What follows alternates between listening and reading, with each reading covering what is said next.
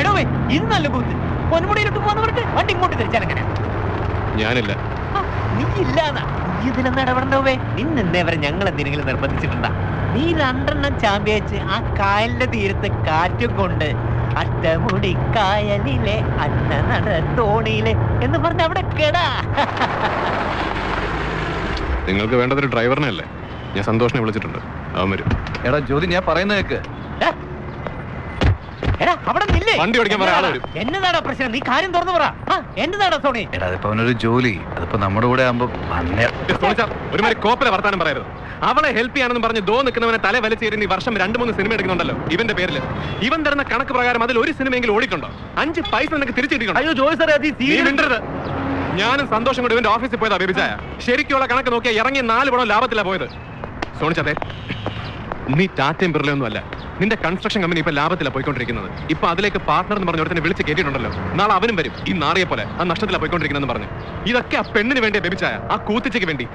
അവളുടെ സോണി ഈ കാര്യത്തിൽ മണ്ടനല്ല. അത് മനസ്സിലാക്കാത്ത ആരണി കമ്പനി സോണിക്ക് വേണ്ട. സോണിച്ച നീ നിന്നേ. സോണി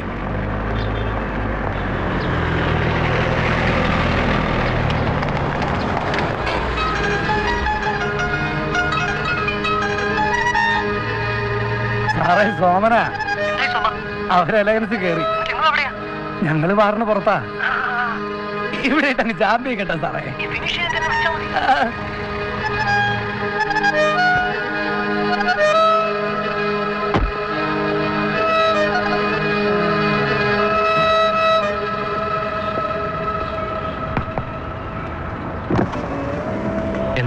എന്തോ ഡിയോ സാറേ? എന്നാ പറയാനാ, ഞങ്ങള് ജോസൂട്ടിയുടെ റിസോർട്ടിലോട്ട് പോകാൻ ഇറങ്ങിയതാ. അതിനിടയ്ക്ക് വന്മാര് തമ്മിൽ കണാ കുണാ പറഞ്ഞ അങ്ങ് തെറ്റി. സോണിച്ചൻ അവന്റെ അതിനകത്തോട്ട് കയറി പോയിട്ടുണ്ട്. എടാ വേ, നീ ഒന്ന് പോയി എന്നതാ സംഭവം ഒന്ന് തിരക്കേച്ചു വാ. ശരി സാറേ.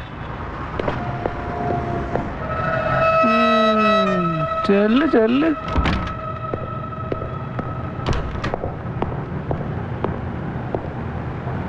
സോണി സാറേ, ഏറെ പോടാ. ഓ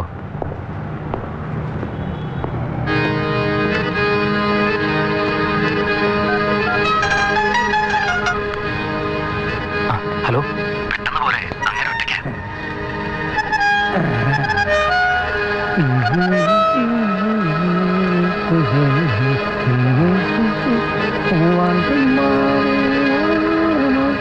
നന്നായി, നീ പറഞ്ഞത് നന്നായി. ഞാനൊന്ന് ഗുണദോഷിക്കായിരിക്കുമായിരുന്നു.